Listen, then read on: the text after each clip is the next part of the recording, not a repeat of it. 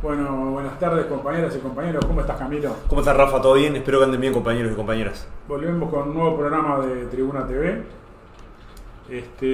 Y bueno, han pasado unas cuantas cosas en este inicio de año.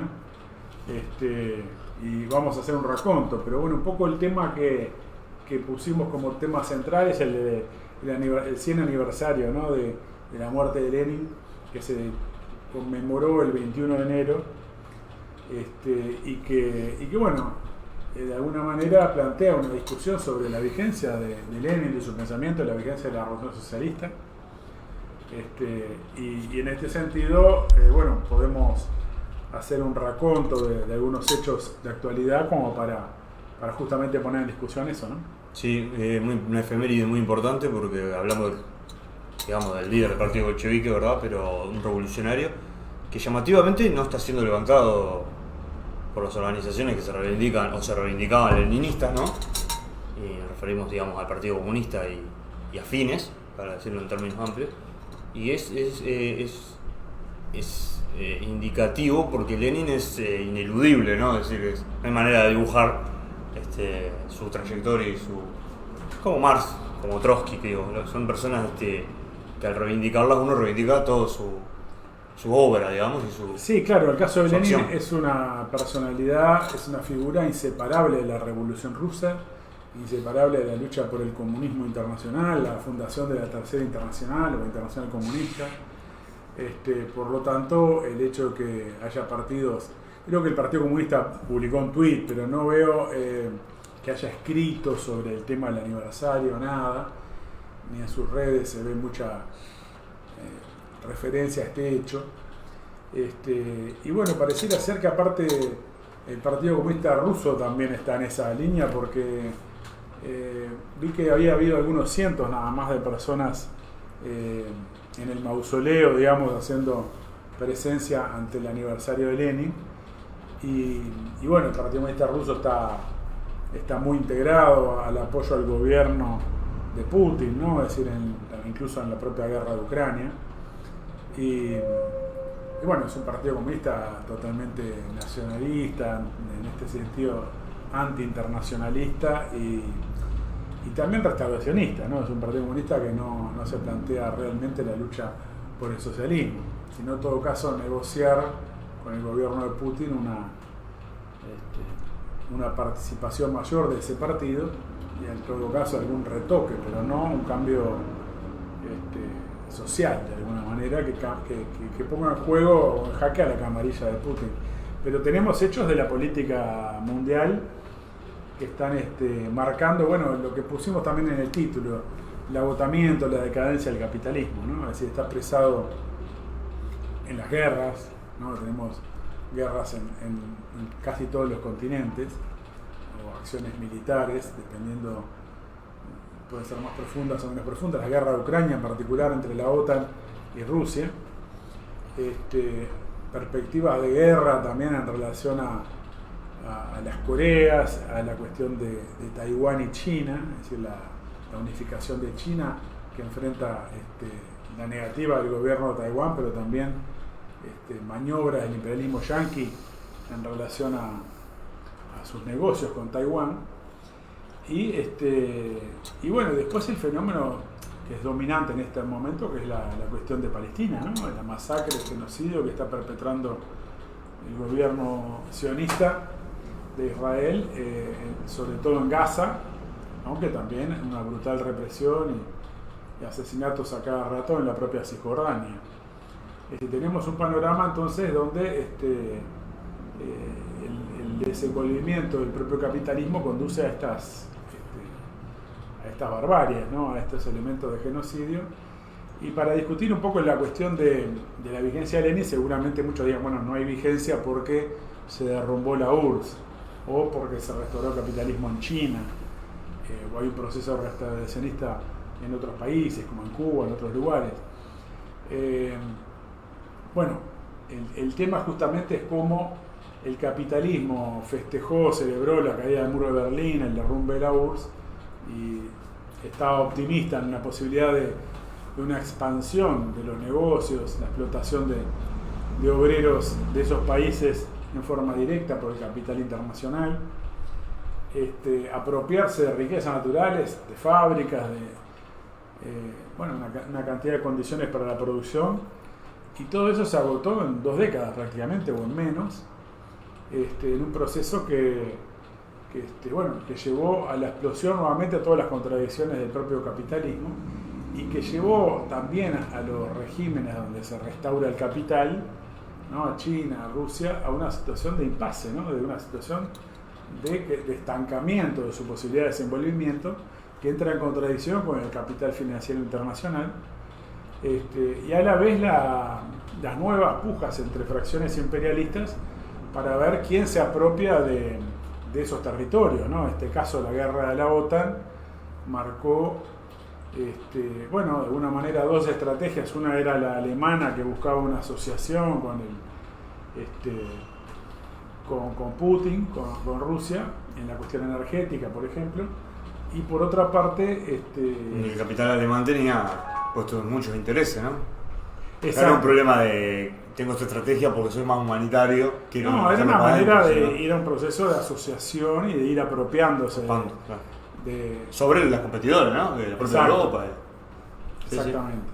Sí. Y por otra parte, el imperialismo yanqui, que de alguna manera cortó esa perspectiva de asociación de capital alemán y estableció una ofensiva militar a través de la OTAN, que domina claramente el imperialismo norteamericano, y que estableció un cordón todo alrededor de Rusia, en Europa del Este, en distintos países donde había cierto compromiso no escrito de no instalar bases militares con gobiernos anteriores, y esto obviamente fue desconocido y es una de las causas de esta guerra, pero en definitiva es que la perspectiva del imperialismo norteamericano para superar también su declinación, que podríamos hablar también un poco de eso, busca atacar a sus competidores en el mercado mundial y busca apropiarse de los recursos energéticos, los recursos mineros, los recursos naturales, sobre todo en esos países, ¿no? donde se había expropiado el capital y donde está en un proceso de restauración del capital hace ya 2 décadas o más. Así que yo creo que esto, Rafa, además está surcado por contradicciones muy grandes, ¿no? El cuadro político de esta guerra demuestra... tenemos un problema técnico, estamos bien. Esto sí que puedo sacar. ¿Cuál es el agarrete? Sí, puedes sacar ese.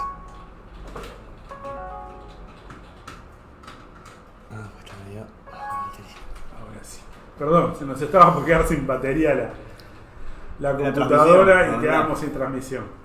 No, te decía que me parece fundamental esto porque todos los actores en juego en esta guerra están surcados por contradicciones, porque a su vez Putin, los que colocan a Putin con una posición, digamos, antiimperialista o que estaría chocando parcialmente con el imperialismo, hay una guerra obviamente estás enfrentado, no hay el Estado de un lado y el otro del otro, pero la pelea de Putin es por la integración al mercado, a este mercado con estas contradicciones y con estas limitaciones, y era la pelea de los oligarcas y de todo el séquito del que está rodeado el régimen putiniano, que ha ido, ¿no? El imperialismo ha ido a sanciones y a ataques a todo ese tipo de tipos que son los quienes se enriquecieron y hicieron negocios, ¿no? Con la restauración capitalista, quienes se beneficiaron con las privatizaciones y luego llamadas mafias y demás rusa. No hay de parte de Putin un planteo alternativo al capital, y como bien decías vos, incluso los partidos dentro de Rusia no podrían estar más lejos de los planteos de Lenin, que decían, acá se trata, en las guerras se trata de derrotar incluso al capitalismo nuestro, ¿no? Y transformar las guerras en guerra civil contra la burguesía. Y acá lo que tenemos es que Putin ha ido a un régimen policial interno, ¿no? Y el propio, Ucrania ni que hablar, se han suspendido los derechos laborales, se han suspendido los derechos de los trabajadores con la excusa de la emergencia nacional por la guerra. Y todos estos partidos están alineados detrás de la represión a cualquier tipo de oposición, incluso de las disidencias internas, ¿no? Las disidencias de los aliados. Entonces, sí, claramente lo que tenemos que caracterizar allí es que hay una camarilla que busca restaurar el capital, una camarilla restauracionista, que se ha apropiado de una cantidad de riquezas que eran estatales para beneficio propio, y una oligarquía que domina en Rusia. Y en este sentido, bueno, obviamente se ve hackeada por el imperialismo norteamericano en relación a la presencia de bases militares, la posibilidad de una amenaza militar, y en este sentido defiende sus intereses con sus métodos, es decir, los métodos burocráticos, los métodos de la guerra y no de la movilización popular. Podría haber llamado una movilización de los pueblos y de las clases obreras rusas y ucranianas para enfrentar a la OTAN y colocar que hubiera espacios sin libres de la OTAN en toda Europa, no solo incluso en Ucrania, ¿no? Es decir, en realidad la forma con esta agresión, con esta invasión que desenvuelve Putin, muestra el carácter de ese aparato contrarrevolucionario, reaccionario que es el régimen de Putin, porque es con sus métodos que lleva adelante el choque con el imperialismo, y por lo tanto, bueno, alguien puede decir, bueno, pero Rusia no es hoy un país imperialista porque no es una fuerza dominante, más allá que militarmente tiene, creo que 160 ojivas nucleares, no es cualquier estado, pero bueno, supongamos que por el desarrollo de su producción, etcétera, no tenga el volumen ni haya un nivel de desenvolvimiento de la circulación y la acumulación de capital al nivel de los países europeos, o ni hablar de Estados Unidos. Eso es así, pero obviamente un triunfo en este choque con el imperialismo es lo que aspira a Putin para ir colocándose en ese escenario de las potencias imperialistas. Por lo tanto, su objetivo es ese, no es otro que sea superador del capitalismo o que realmente lleve a la derrota del imperialismo. Lo mismo el régimen chino, ¿no? Es decir, de Xi Jinping, que también obviamente es una potencia con mayor poderío económico que Rusia, por el propio volumen que tiene, y juega un rol fundamental en la economía mundial. Exporta capitales, ¿no? Claro, sí, no sé si podría decirse que exporta capitales, pero digo, esto es una discusión importante desde el punto de vista económico, pero evidentemente hace inversiones en el exterior y en ese sentido tiene toda lo que antes se llamaba exportación de capitales. De todos modos, tiene más la forma de empréstitos más que la posibilidad de ubicarse con empresas, aunque en algunos casos compra empresas también. Es un tema interesante. Lo que sí creo es que fue durante décadas una plataforma donde venían los capitales internacionales, norteamericanos entre ellos, para usarla como una plataforma de exportación al mercado mundial, explotando a obreros chinos a un muy bajo salario y con eso competir en el mercado mundial, lo cual llevó a la lona a una cantidad de sectores capitalistas, entre otros en Uruguay, en América Latina, en distintos países, donde muchas industrias se vieron acorraladas y finalmente cayeron por la competencia internacional, en particular de los productos de China. Eso entró en un agotamiento y obviamente la burocracia del régimen chino, la burocracia restauracionista china, busca también un acuerdo con el imperialismo norteamericano donde preservar sus intereses con métodos también burocráticos, con métodos en este sentido que no tienen nada que ver con la acción internacional de la clase obrera, despóticos, etcétera, que no tienen que ver con lo que colocaba la Revolución Rusa, por ejemplo. Por eso, yendo al aniversario, es evidente que por un lado el proceso de restauración capitalista no niega el agotamiento del capitalismo, sino que lo ha llevado a esta decadencia, a una explosión aún mayor de las contradicciones internacionales, y esto lo visualizamos en las guerras, pero también lo visualizamos en la destrucción del ambiente, lo visualizamos en las cuestiones sanitarias como las del COVID y la destrucción de la salud pública en todos los países, el proceso del narcotráfico, ¿no? Es decir, ahora tenemos esta crisis política monumental en Ecuador, donde un país donde se aplicaba ya los allanamientos nocturnos hace muchos años, donde había dolarización hace muchos años, hubo gobiernos progresistas como si fueran del Frente Amplio de Uruguay, de Rafael Correa y otros, que no tocaron la dolarización, es decir, que no hay moneda nacional en Ecuador, se mueven con el dólar norteamericano, y ahora estalló esta crisis a un nivel muy grande, es descomunal, lo que es la presencia del narcotráfico y las bandas de narcos, que llevaron a una crisis nacional inédita, ¿no? De un nivel inédito. A mí me pareció una escala muy rápida además, ¿no? O sea, ni siquiera se aparenta con lo de México, a pesar de que México es... porque tienen... Sí, ¿no? tuvo un desarrollo más rápido. Exacto. Tal vez. También el tema de la dolarización y la libertad de movilizar capitales facilita el lavado de dinero, Claro. de la droga. Hay un nivel de connivencia muy fuerte de las bandas de narcos, de las mafias, con la policía y con el Poder Judicial. Así que ahí tenemos un lindo tema porque para Uruguay, ¿no? Es decir, acá se nos habla como que la salida sería los allanamientos nocturnos, bandidos, más mano dura, y lo que vemos es que ya en Uruguay hay un nivel de relacionamiento importante de la policía, por supuesto también de operadores judiciales, con los narcos, ¿no? Ahora, por ejemplo, salió una información sobre un policía que condenaron por tráfico interno de municiones, ¿no? O sea, en realidad estaba vinculado a bandas de narcos que sobre todo están en Villa Española, pero hay vinculación de más sectores policiales, lo cual no es ningún misterio nacional, es un fenómeno internacional, porque obviamente como el capital que maneja, el dinero que maneja los narcos es enorme, tienen condiciones de sobornar y de comprar a fuerzas de seguridad, cosa que ahora quiere Gandini, cosa que ya fue rechazado por algunos referentes del Partido Nacional, poner al ejército en la represión en los barrios de los narcos y esto y lo otro, bueno, con lo cual quiere decir que ahora van a economizar el ejército y el nivel de corrupción va a llegar al último bastión que tiene el Estado burgués para su preservación, que es lo que está haciendo ahora el gobierno de Noboa en Ecuador, ¿no? Poner al ejército en la represión directamente, con declaraciones de estado de sitio, declaraciones extremas de limitación de las libertades.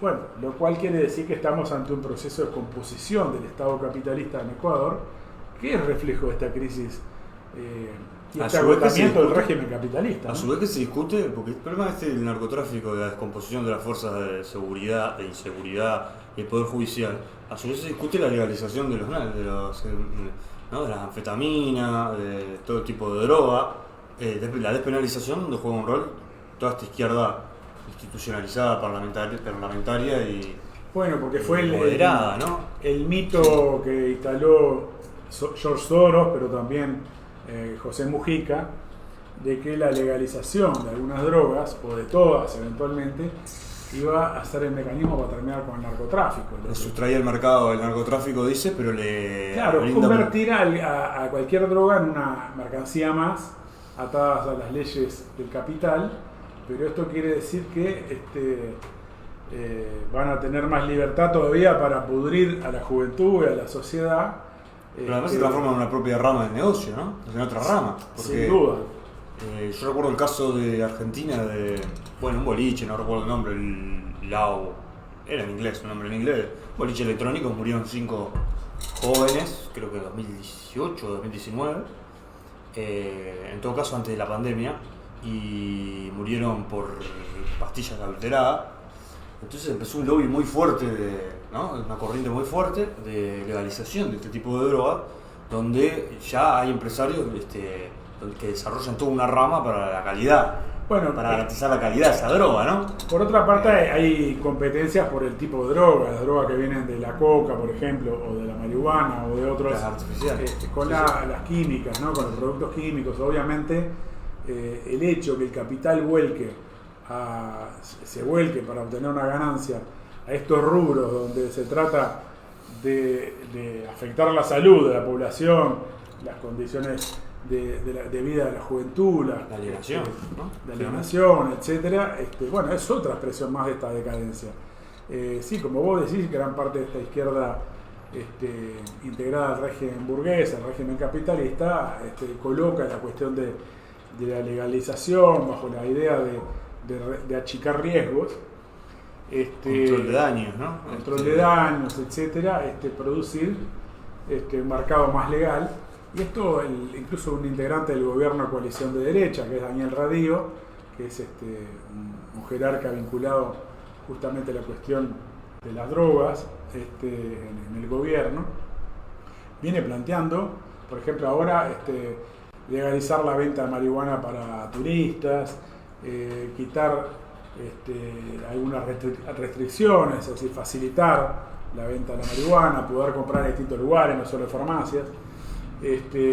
Y todo esto, bueno, forma parte de una campaña internacional que, bueno, no me quiero extender en la cuestión de la droga, pero es otra expresión más.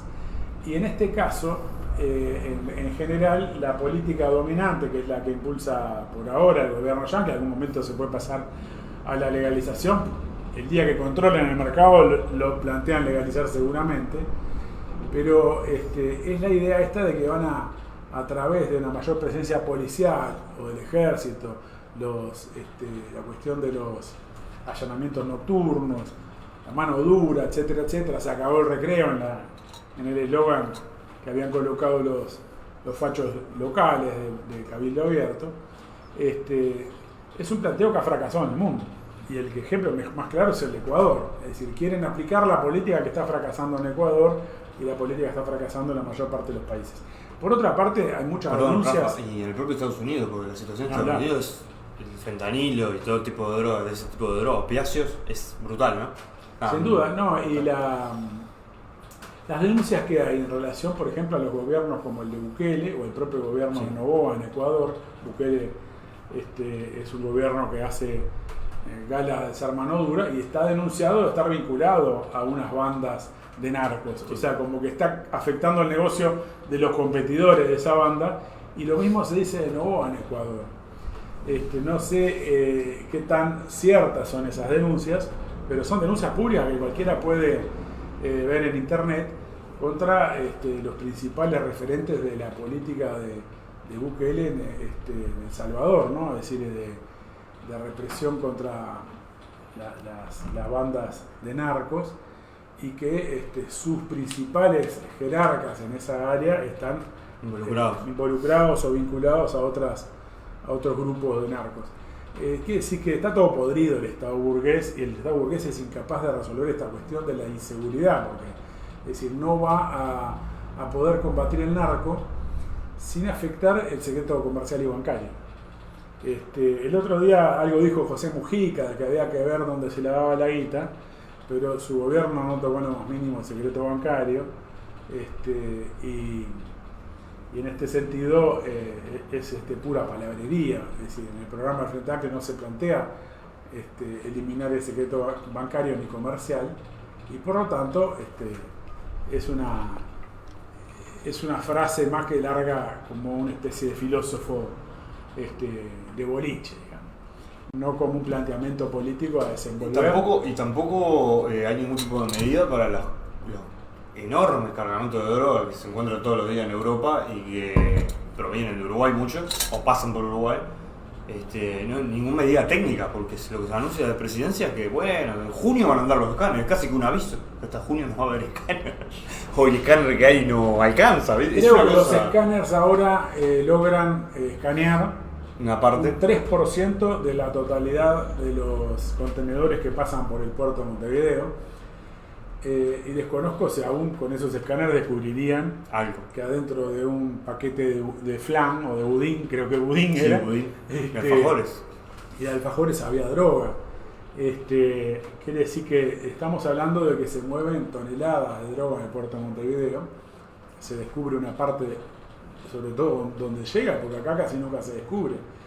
Y mientras bueno, se habla de allanamiento nocturno, para darle, digámoslo, ¿no?, a una boca que estamos hablando de que las bandas que existen, está este tema de la policía, pero como muchos son clanes familiares en Uruguay, ¿no? O sea, sí, que tendrán algún kilo de droga, no van a tener toneladas como las que se mueven en el puerto de Montevideo. Evidentemente se trata de un planteamiento demagógico que apunta a seguir el ataque a las pequeñas bocas de venta de droga y no al gran narcotráfico, que está muy relacionado con fracciones de capitalistas y empresarios, ¿no? Sí, y reforzar la represión sobre la juventud de los barrios, ¿no? Además, porque esto ya sabemos cómo es, ¿no? Es decir, la presencia de la policía que no garantiza el combate a eso porque termina siendo corrompida, incluso por este microtráfico. Todo el mundo sabe que pasan a buscar la coima, son cosas que todo el mundo conoce y que nadie ha resuelto, pero porque básicamente el capitalismo no puede progresar sobre la base de la represión, ningún tipo de combate al narcotráfico, y además son las drogas que consumen los jóvenes en el propio barrio y que pudren, ¿no? La juventud sin perspectiva, de desarrollo, ¿no? De desarrollar su potencial y demás, termina consumida por las peores drogas, aparte, ¿no? Por los residuos que quedan en las bocas y demás, y que destruyen a la juventud, y lo que se plantea desde la derecha, pero incluso con el visto bueno de mucha de la izquierda, de esta izquierda, centro-izquierda, yo recuerdo a Martínez, por ejemplo, ¿no? Y a Leal en el balotaje diciendo, bueno, que hay que reforzar a la Guardia Republicana con 2000 militares, ¿no? Un discurso yéndose muy a la derecha durante el balotaje, pero que realmente apuntan a eso y que durante los gobiernos fueron a eso. Entonces son parte del problema, quiero decir, ¿no? No hay ningún tipo de solución por este lado, sino es incluso la promoción bajo etiquetas amigables, digamos, del consumo de droga, al punto que hasta el Partido Comunista está metido en esto, ¿no? Ese es el nivel. La diputada del Partido Comunista, Micaela María, ha desarrollado en una serie de tweets cómo hacer para saber si la droga que está consumiendo no tiene fentanilo, si tiene fentanilo. Escandaloso, ¿no? Bueno, yo creo que es interesante, porque si eso lo dijera un médico que se lo dirige a un paciente, bueno, podríamos decir que el tipo intenta acotarlo a las personas que consumen. Ahora, lo está diciendo una diputada, supuestamente de izquierda, y por lo tanto quiere decir que eso es su única política. No podría tener una política para combatir realmente a los narcos, para combatir la pudrición de la juventud, más que decir, bueno, disfrutá, pero cuidate, verifica lo que estás consumiendo. A la vez es la expresión también, porque es una joven diputada, de que han abandonado por completo cualquier perspectiva de transformación social. Sí. Porque es decir, el tener que caer en el consumo, que por supuesto habrá fracciones que será consumo no problemático, pero sabemos que está pudriendo a una gran parte de la juventud, también está vinculado a la falta de una perspectiva de una transformación del conjunto de la sociedad, y al no planteárselo. Esta misma diputada había planteado también que no había que aumentar la edad de retiro para algunas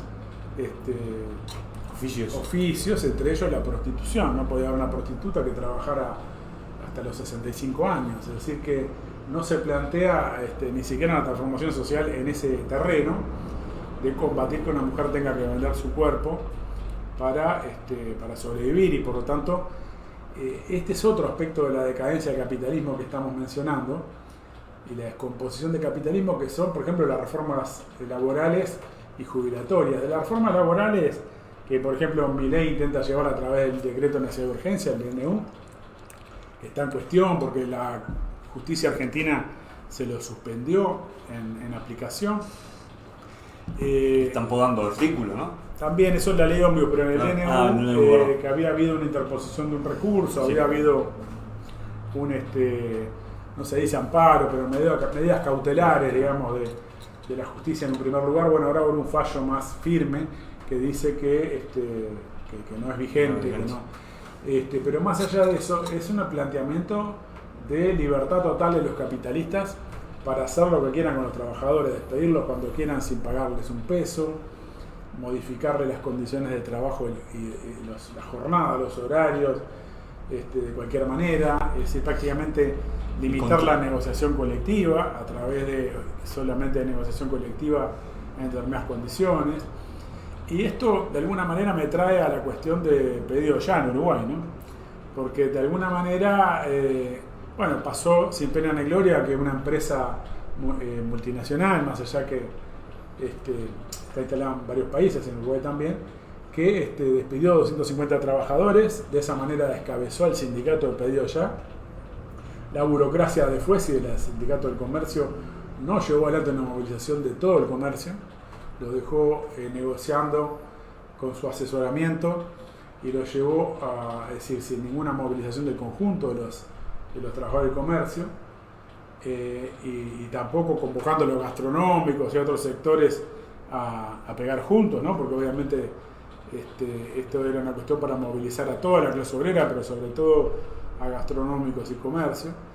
Y lo llevó a una negociación que es una encerrona, a ver si algunos quedan en la empresa tercerizada que sustituye al empleo estable o al empleo en plantilla que estaba dentro de la empresa Pedido Ya. Teniendo en cuenta incluso que el Ministerio de Trabajo, hasta el propio Ministerio de Trabajo reconoció que no se suele hacer esto de despedir unilateralamente sin ningún tipo de aviso. Preaviso, el propio gobierno lo decía, ¿no? Sí. Bueno, obviamente que si hubiera habido un preaviso el gobierno aplaudiría y no haría nada para impedirlo.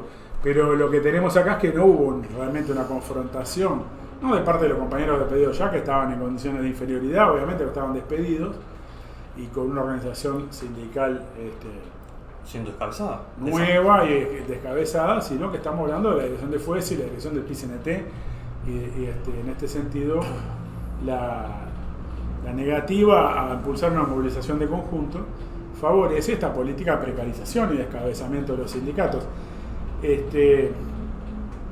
Y bueno, y en este sentido la reforma de la seguridad social es la otra pata de todo este proceso de decadencia capitalista, ¿no? Si estamos hablando de la droga, de los jóvenes que no encuentran perspectiva para su desarrollo personal, etc.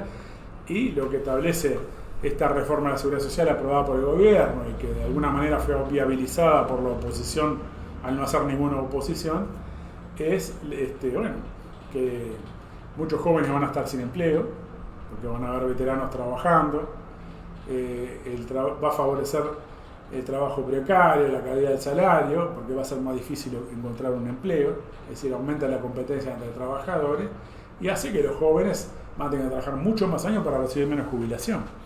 Entonces, en este aspecto, me parece que es una cuestión que grafica mucho la decadencia del capitalismo, ¿no? Y me parecía interesante, no lo pusimos en el artículo que publicamos en la web, que vamos a recomendar a los compañeros que no lo conocen, que vayan a pt.org.uy o a la página web de Política Obrera de Argentina, que también está allí presente, un artículo que escribí sobre los 100 años de Lenin.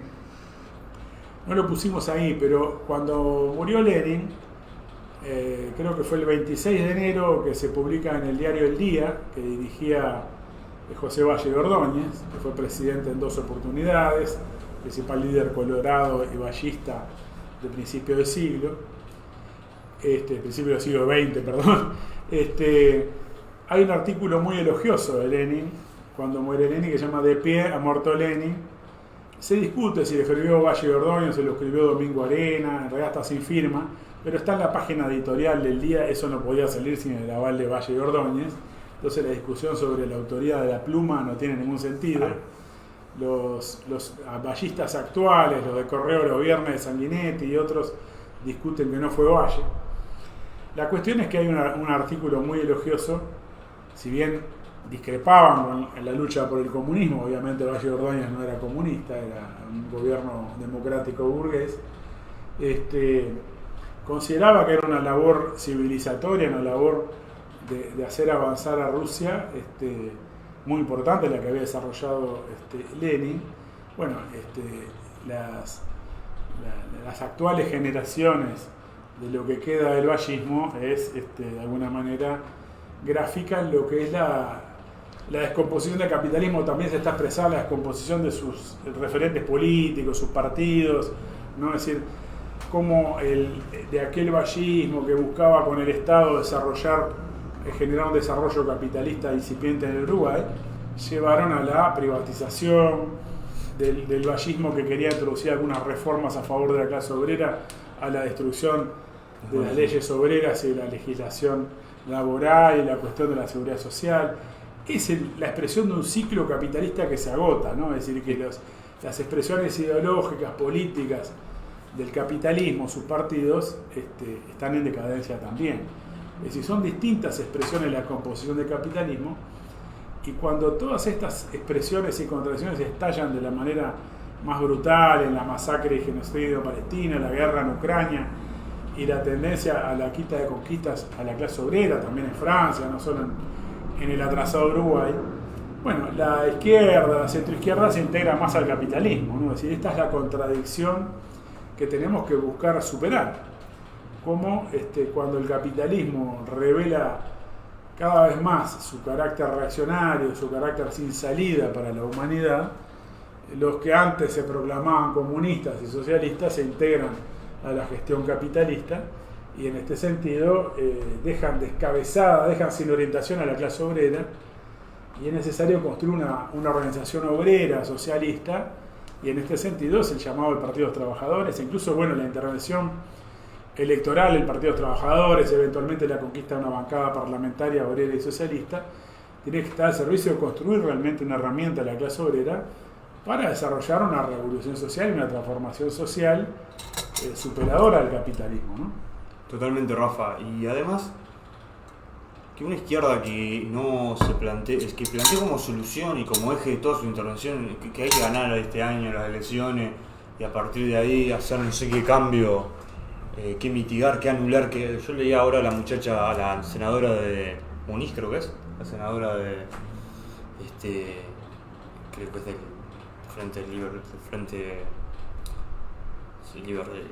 de Vergara, creo que es de ese sector, en búsqueda, diciendo que bueno, que había que, más allá del plebiscito de la LUC, si el FA ganaba, anular algunos artículos. Bueno, ella no apoya, no firma por el plebiscito. No firma por el plebiscito. Entonces, esto, la solución es anular algunos artículos de la LUC que votó Manini Río, la calle Pou y los Colorados. Si la coalición multicolor, ese es el cambio que puede ofrecer el Frente Amplio. Un Frente Amplio que no. Si fuerzas de izquierda o que se reivindican de izquierda y de comunismo y leninistas algunas, ¿no? O que ya no se reivindican, pero que provienen de ahí, que no se han pronunciado por la matanza en Gaza. El diario El País de Madrid informa que el 80% de los muertos en Gaza son mujeres o niños. El 80%. Entonces tenemos una situación que es la barbarie. Es la barbarie, ya no como una teoría de. Sino perspectiva de guerra civil. Hay medios que hablan de posible guerra civil en Estados Unidos. Es otra expresión de la barbarie, que es un episodio más, digamos, de la toma del Capitolio, del intento de golpe. Es decir, una descomposición del régimen y del imperialismo y de la sociedad yanqui. No solamente, aquí hablamos de las drogas y demás, la descomposición social en ese sentido, sino una descomposición de un sector derechizado y incluso la desintegración, estas peleas entre los estados y el gobierno federal, la rivalidad, digamos, ya interna. Entonces, no tener una mirada sobre todo esto, sobre la perspectiva de la guerra. Ya nadie discute la posibilidad de una guerra civil, ¿no? Pero una guerra mundial, digo.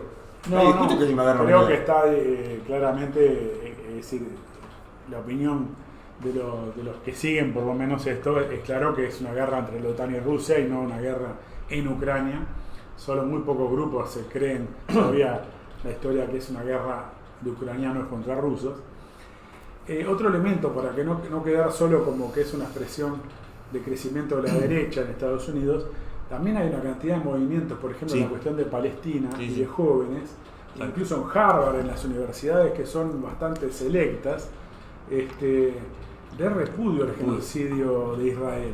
Y esto hay que remontarse a unos años donde había expresiones muy claras entre los jóvenes, que se proclamaba un alto porcentaje de jóvenes en Estados Unidos como partidarios del socialismo. Sí. Seguramente no en el sentido claro de que querían una revolución, pero en el sentido de que veían el agotamiento del capitalismo, es decir, lo que era la descomposición capitalista, la situación sin salida. Y en este sentido es un elemento importante, porque lo que tú graficás muestra la declinación del imperialismo yanqui, que a la vez está siendo público en el panorama mundial, porque el Congreso norteamericano no vota envío de más armas y dinero a Ucrania, a Zelensky, para la guerra, porque no tienen un acuerdo sobre la cuestión migratoria entre los republicanos y demócratas. Está trabado el gobierno de Biden para poder avanzar en esto. Ahora que el imperio, vamos a llegarlo a la vieja denominación, no puede operar sobre sus zonas exteriores, ¿no? Porque no le votan un presupuesto, quiere decir que es un imperio que tiende a desmoronarse. Obviamente esto es un proceso histórico prolongado hemos tenido jalones de esta situación más poderosos. Por ejemplo, no hay que olvidar lo que fue la derrota del imperialismo yanqui en Vietnam, ¿no? Es decir, por fuerzas de un ejército completamente inferior, y que tuvieron que irse los marines en helicóptero rajando. Después hubo intervención en Afganistán y se tuvieron que ir también. Están en una discusión en el imperialismo yanqui sobre si son capaces o no de seguir abriendo frentes militares, y a la vez no tienen más remedio que para sostenerse abrir frente. Por ejemplo, ahora con Yemen, con los hutíes, donde están permanentemente en un intercambio de misiles y de bombardeos que pueden poner toda la zona en una situación de guerra de conjunto. Ese impasse tiene un límite, digamos, ¿no? Es decir, como decía Lenin, para citar a Lenin, lo que no avanza retrocede. Es decir, en algún momento esa situación de impasse o de empate, no sé cómo llamarla, digo, pero esto que mencionas vos, ¿no? Es decir, que una milicia en principio que tiene un apoyo militar grande como los hutíes, pero que aparecía como de tercer orden a nivel mundial y que nadie conocía, está hackeando el comercio de toda esa zona. Claro, sí, evidentemente los yanquis están bombardeando también en lugares en Siria, en otros lugares de la región, y tiene presencia con todo el mundo, una amenaza sobre Irán y sobre fuerzas militares vinculadas a Irán, que busca que no se metan en la guerra en Palestina, y de esta manera dejarle la zona liberada al sionismo para que genere este genocidio, mientras hacen frases sobre que no deben haber víctimas civiles, no debe haber inocentes muertos, y todos los días hay noticias en este sentido.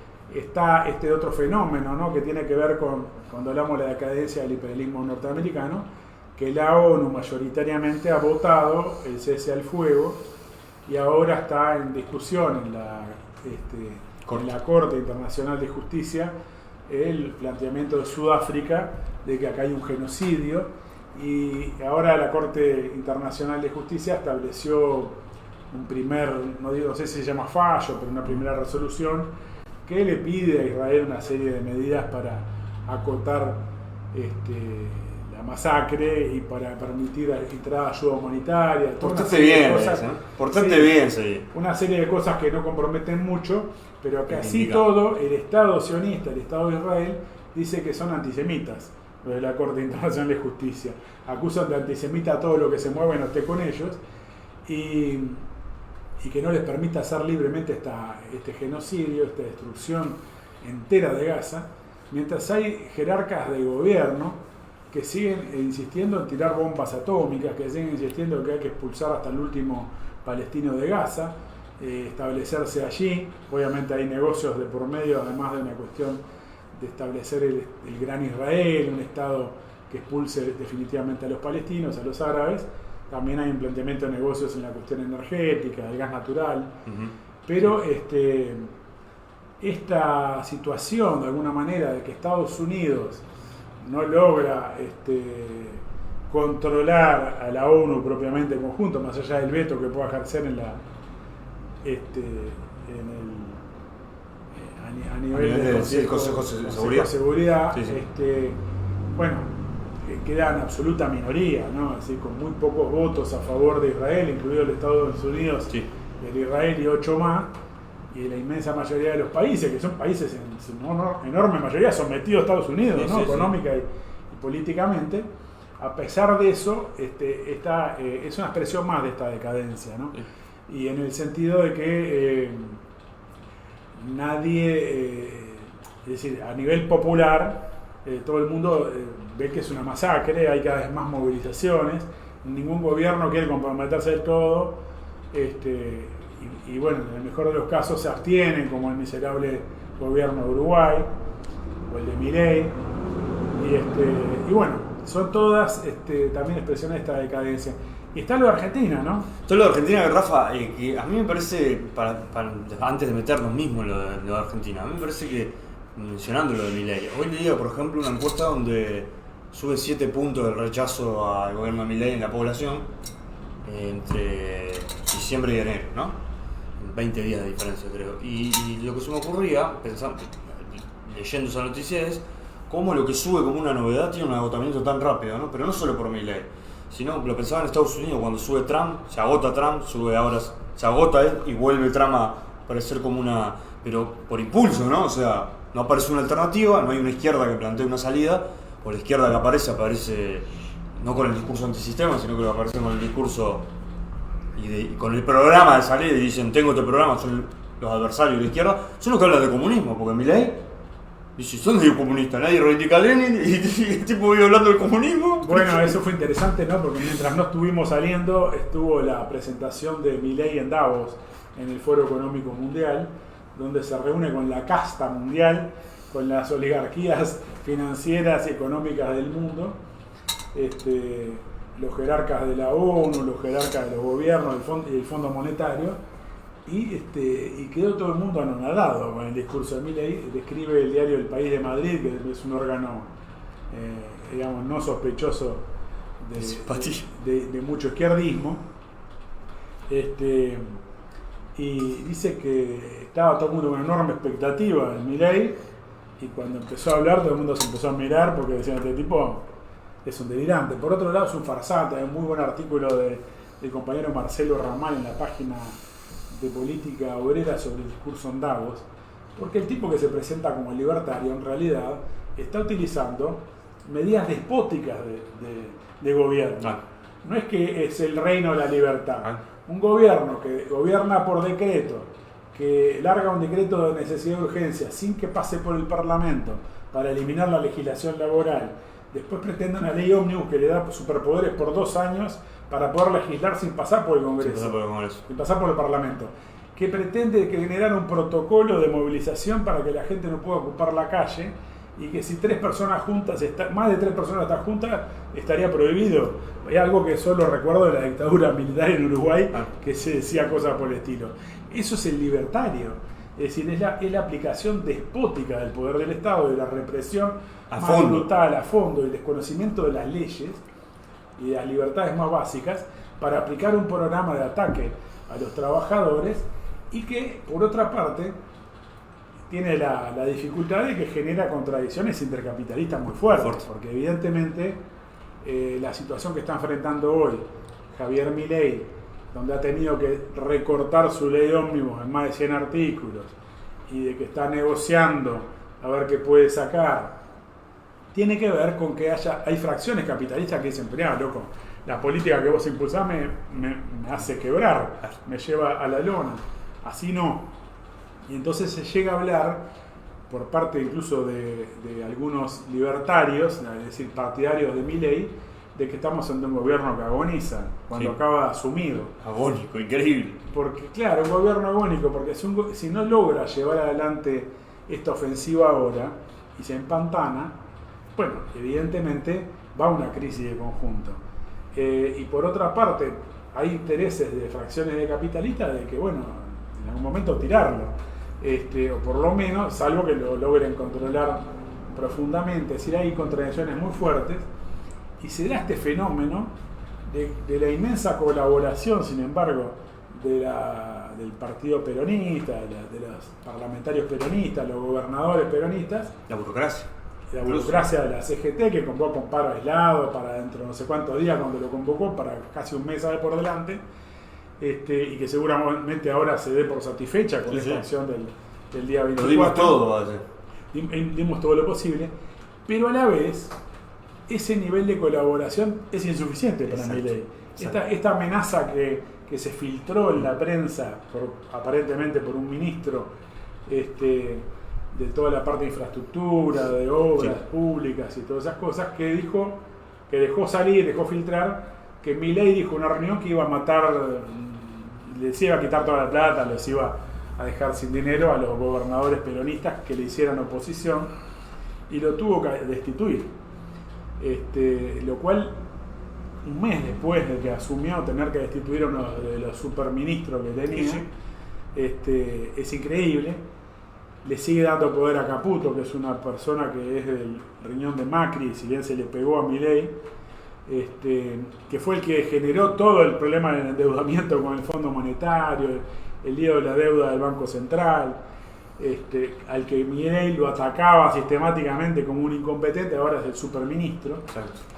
Él y Sturzenegger, ¿no? Sturzenegger es el otro hombre fuerte también en la cuestión económica. Y bueno, está de alguna manera hackeado por esta posibilidad de empantanarse, porque si ahora no logra sacar la ley, dicen algunos de sus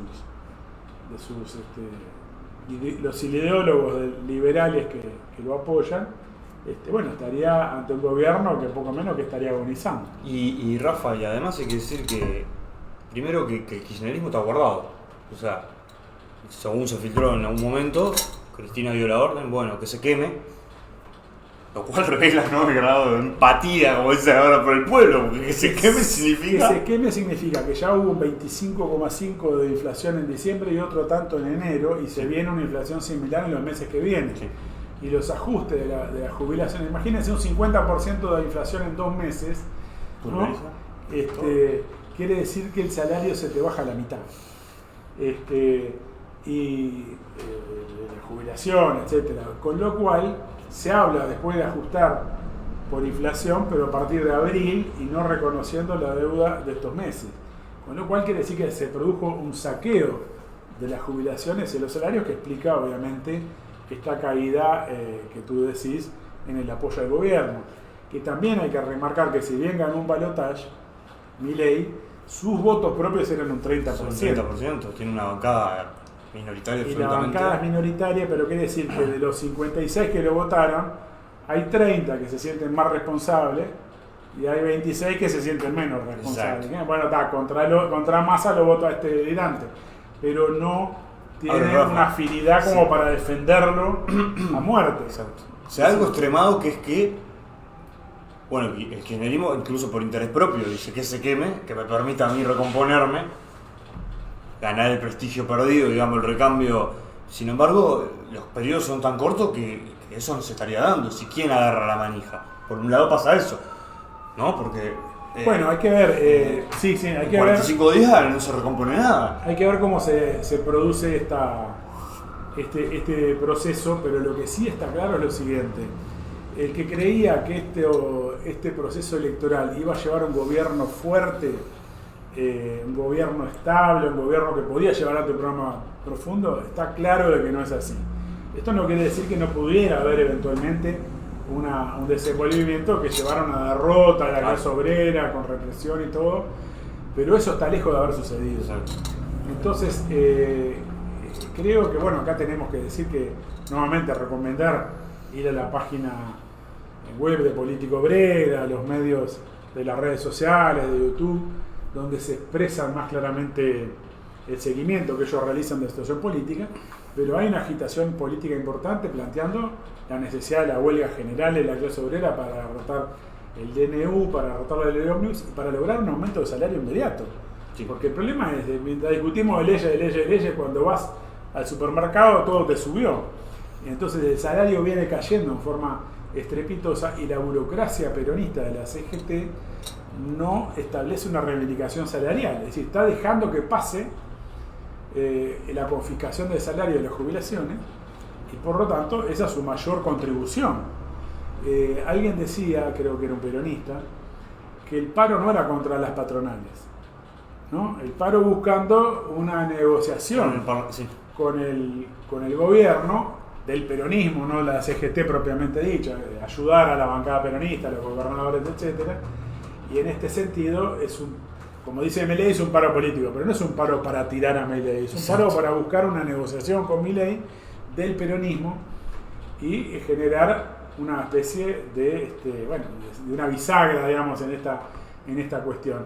A la vez, el proceso de la desesperación popular viene creciendo y habrá que ver cómo se desenvuelve, pero estamos lejísimos de un planteamiento de que estamos ante un gobierno estable, ¿no? Bueno, la idea del fascismo, evidentemente no tiene las condiciones políticas hoy, por lo menos Milei, para llevar adelante eso.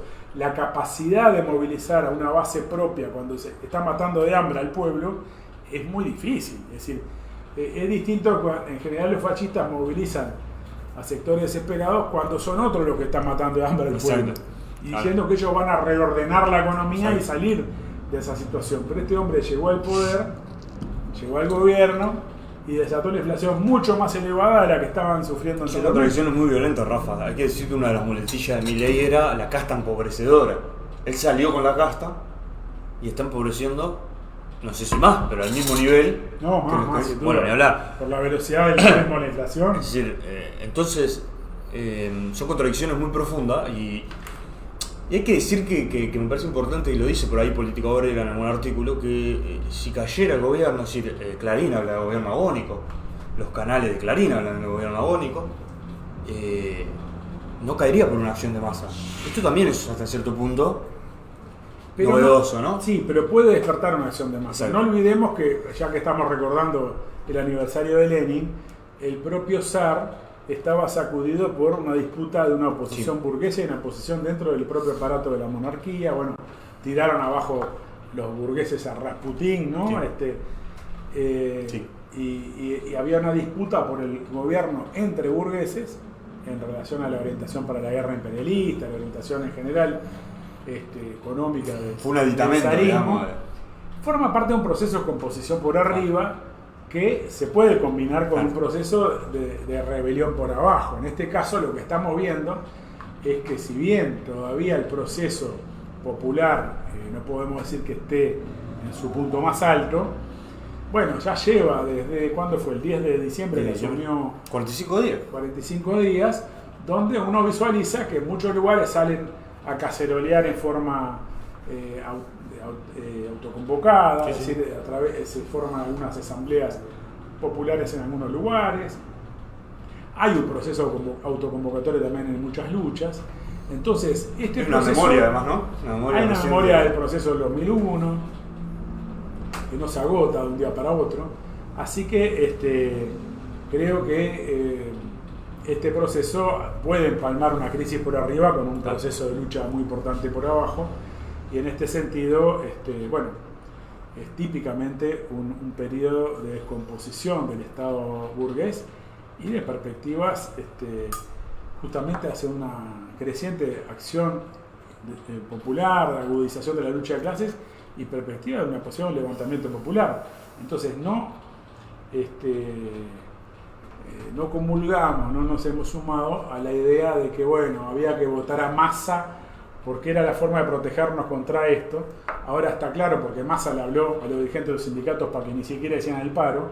Si hubiera ganado Massa, estaría Massa produciendo la aceleración de la inflación. Y Milei haciendo críticas y presentándose como la alternativa. Así que mire, el que creía que votando a un burgués como Massa, un hombre del Departamento de Estado yanqui, un hombre también vinculado al Estado sionista de Israel como Massa, era un freno a una derechización, un proceso de ataque al movimiento obrero, estaba loco. Es decir, el colaboracionismo de los peronistas hoy muestra que eso no era una salida.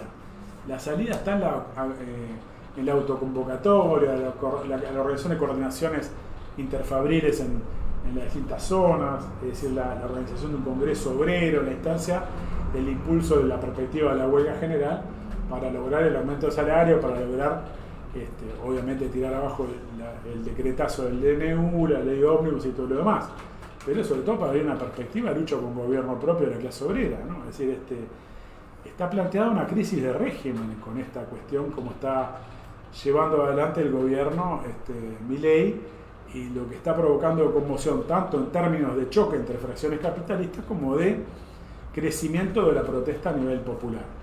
Así que es otra expresión más, porque si este era el novedoso Davos que todo el mundo lo esperaba, y hoy yo escuchaba en un programa, en una cadena internacional, un programa internacional, cómo analizaban la caída de este ministro por la filtración sobre la amenaza de que no le iba a dar un mango a los gobernadores peronistas, la impresión que daba era un tipo que se estaba desmoronando.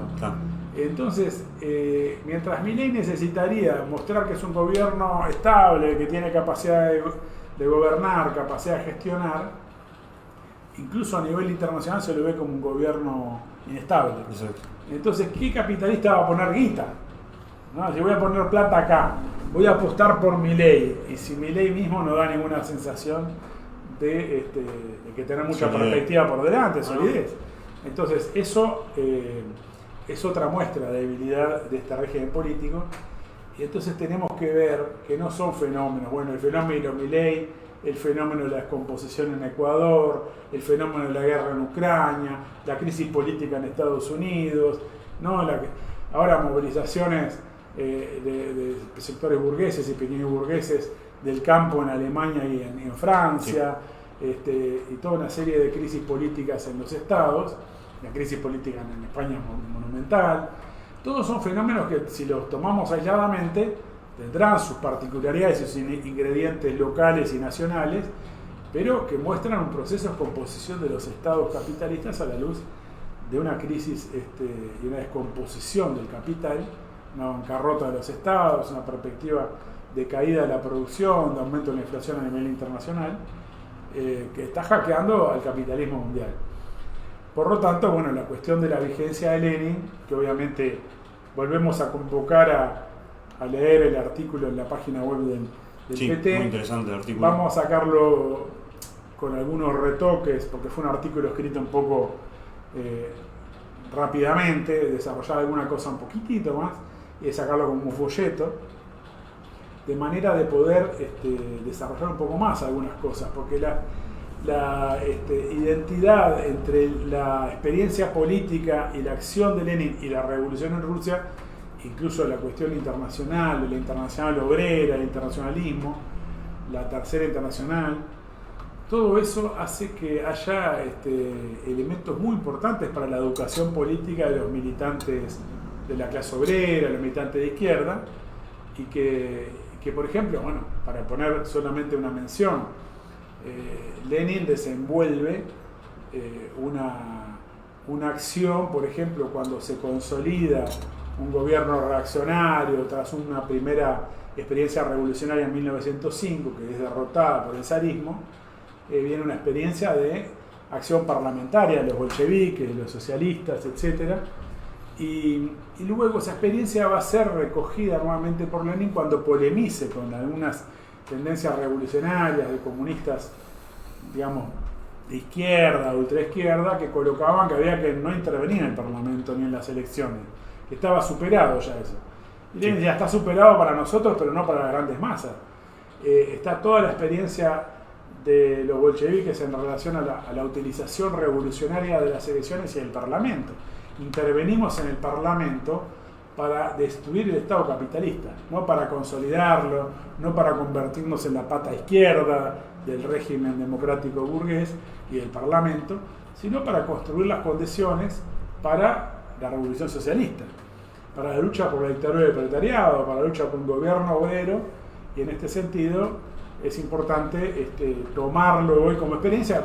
Lo digo como un ejemplo porque vamos a un proceso electoral. Sí. ¿En qué sentido intervenimos desde el Partido de los Trabajadores en un proceso electoral? Creemos que vamos desde el Parlamento, lograr una pequeña incidencia, votar tal o cual ley con tal o cual mejora, o lo consideramos como un punto de apoyo para primero denunciar al conjunto del régimen capitalista, el régimen burgués, al propio Parlamento, y además impulsar la lucha, la acción de la clase obrera, la acción directa de la clase obrera, por ejemplo, para revertir la reforma jubilatoria, para lograr terminar con... Quiere decir que muchos de los parlamentarios del bolchevismo terminaron en cana porque tenían una acción subversiva, digamos, en el Parlamento, ¿no? ¿Verdad? Sin duda, sin duda. Bueno, no solo el bolchevismo, hay experiencias de posteriores, por ejemplo, el trotskismo boliviano, ¿no? Es decir, donde muchos de sus parlamentarios en la década del 40 también terminaban presos, y en muchas otras instancias de la lucha obrera internacional esto sucedía, como pasaba con Rosa Luxemburgo, Karl Liebknecht en la lucha contra la guerra imperialista y otras muchas instancias. Estamos hablando de la intervención de los revolucionarios en este proceso, y esto es importante porque en particular el PT ha realizado un acuerdo electoral de cara a las elecciones de octubre, y en ese acuerdo no hay una unanimidad de criterios sobre cómo utilizar el Parlamento, la importancia que tenga la elección y el parlamentarismo en el proceso de la lucha general de la clase obrera, y el objetivo, por ejemplo, de conquistar un gobierno de los trabajadores, un gobierno obrero, a través de la lucha de la clase obrera. Y en este sentido, durante este año, el PT no solo va a desarrollar una campaña por el voto de los trabajadores, sino que va a explicar de forma sistemática el sentido de esta intervención. Exacto.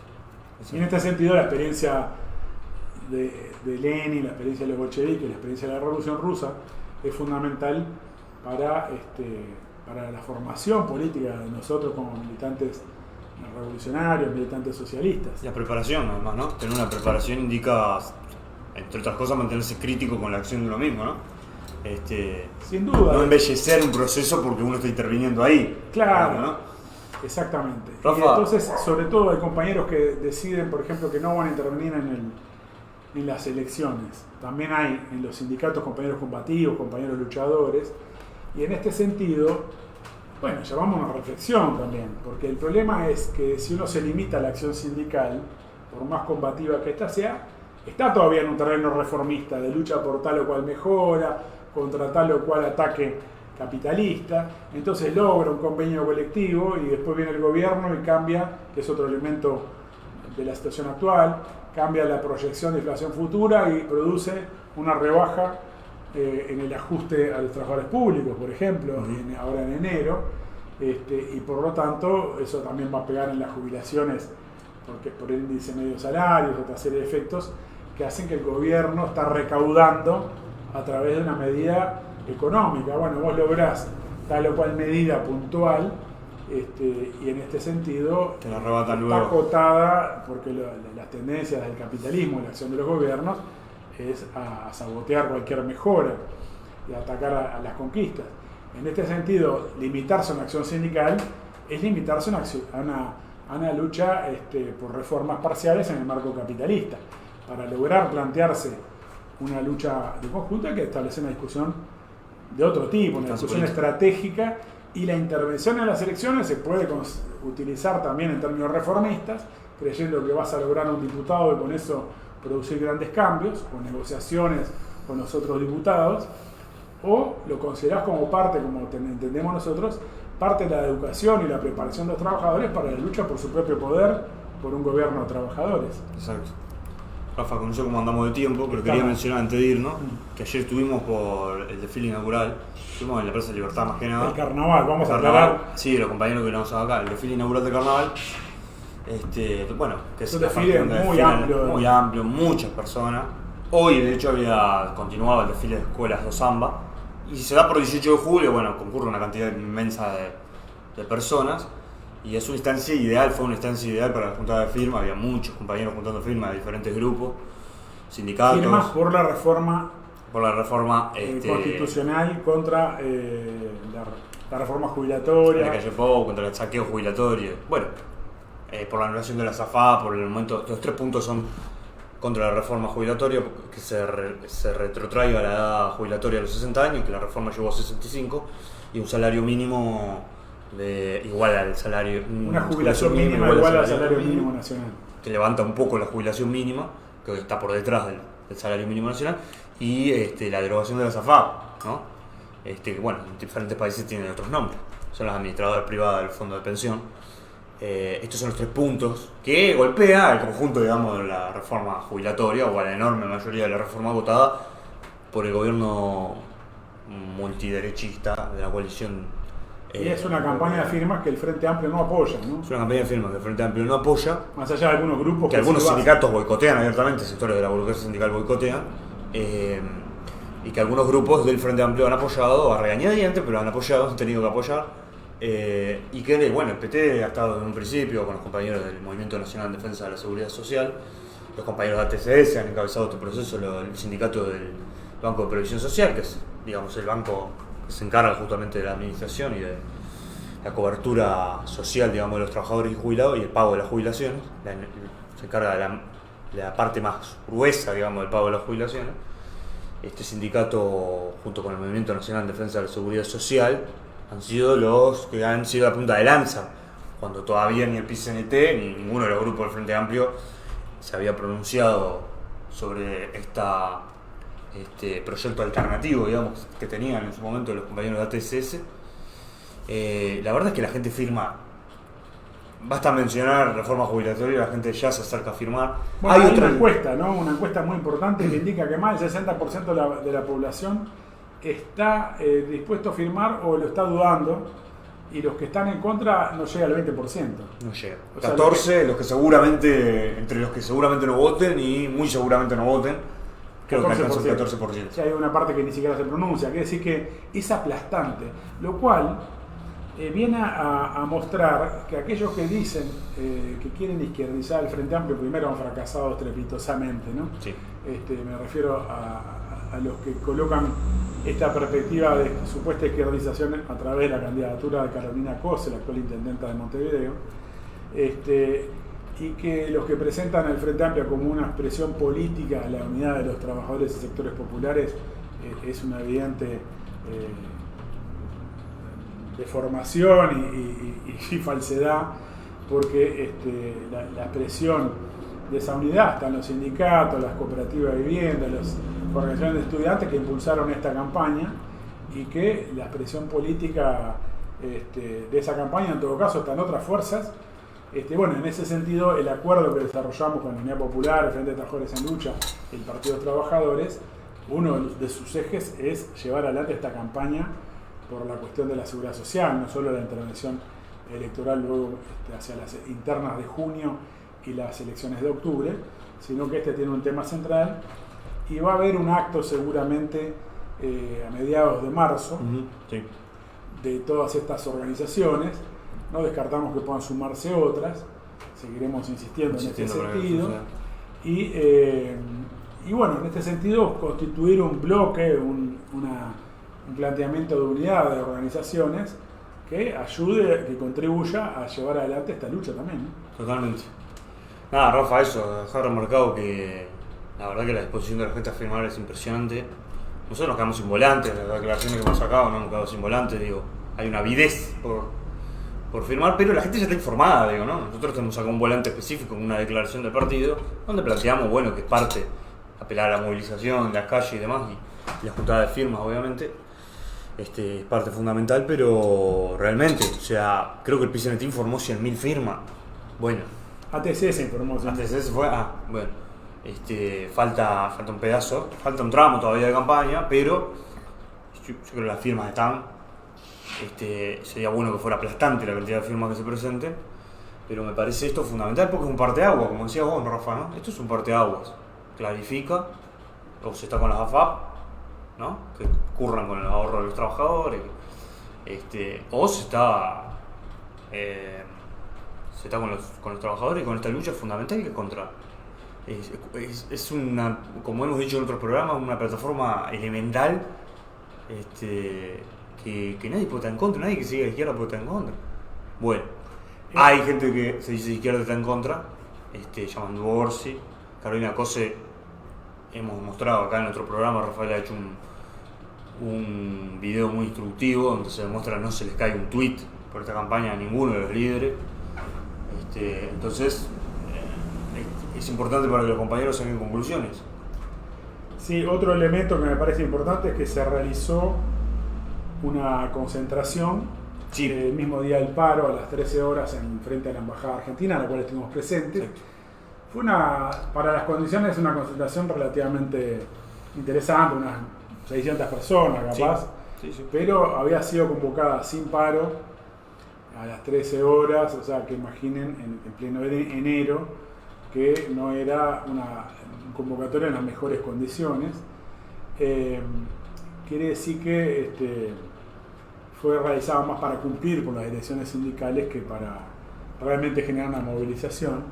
De todos modos, nos pareció importante estar allí presente en solidaridad con la lucha del pueblo. ¿Vieron algunos compañeros políticos obreros, quiero decir?